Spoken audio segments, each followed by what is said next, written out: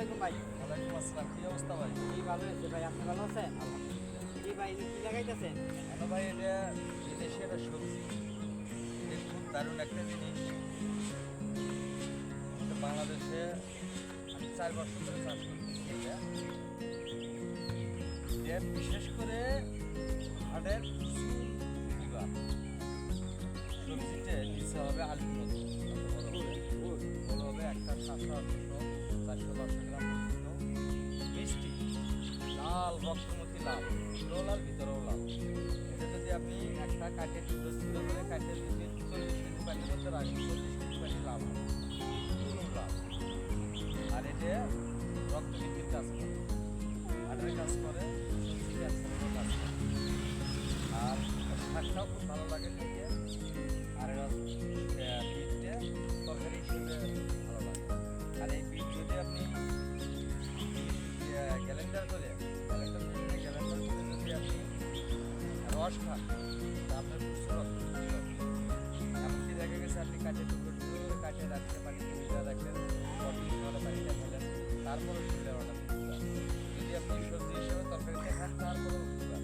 কিন্তু আমাদের বাংলাদেশে এটা নাই প্রচলিত, আমরা খাই না। এটা খুব উপকারী একটা সবজি। বাংলাদেশের শতকরা 80% হিসেবে নাই। তবে হ্যাঁ, ইউটিউব বা ফেসবুকে দেখা যায় বিট রুট নামে একটা পাউডার বিক্রি করে। এই বিট থেকে ওরা বিট শুকায়া, ছোটো করে কাটিয়ে শুকায়া পাউডার বানিয়ে এটা বিক্রি করে এটা বয়ামে দিলে বিক্রি করে।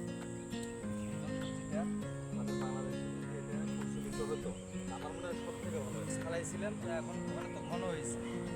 আমি ওখান থেকে তুলে নিয়ে এসে এদিক লাগাবো, আবার ওদিক যেটা নষ্ট হয়েছে বেশি থাকা, ওর মধ্যে আরেকটা করে বসা দিয়ে পানি দেবো। এই যে দেখেন কতখানি পর আমি বসাইতেছি। বিসমিল্লাহ। রোপণ করার পরে কি আবার পানি দিবেন? হ্যাঁ, পানি দিতে হবে, পানি না দিতে নষ্ট হয়ে যায়।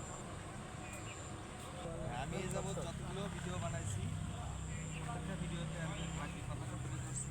তো ভাই, আপনাদের কাছে অনুরোধ থাকলো, আপনারা অবশ্যই আমার চ্যানেলটা লাইক করবেন এবং প্রতিনিয়ত নিত্য নতুন ভিডিও পাইতে আমার চ্যানেলটা সাবস্ক্রাইব করে রাখবেন।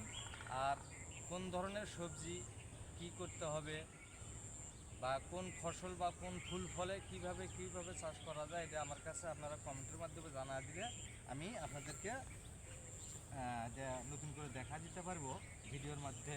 কিন্তু আপনারা অবশ্যই চ্যানেলটা আমার সাবস্ক্রাইব করে রাখবেন। এতে ভাই আমারও উপকার হবে, আপনাদেরও উপকার হবে। যেমন আমরা যে কোনো কাজ করি বা না করি, যদি শিখে থাকি, যে কোনো কাজ শিখে থাকলে অবশ্যই তার মূল্য আছে, তো অবশ্যই আপনারা চেষ্টা করবেন।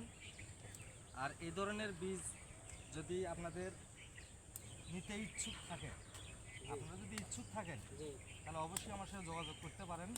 এই ধরনের বীজ আমি কালেকশন করি, কারণ আমি প্রতি বছর 4 বছর ধরে এটা লাগাইতেছি। তো সেহেতু আমাকে এই বীজ কালেকশন করতে হয়। আমার মাধ্যমে আপনারা বীজ নিতে পারবেন ইনশাআল্লাহ। বন্ধুরা ভালো থাকবেন, আজ এই পর্যন্তই।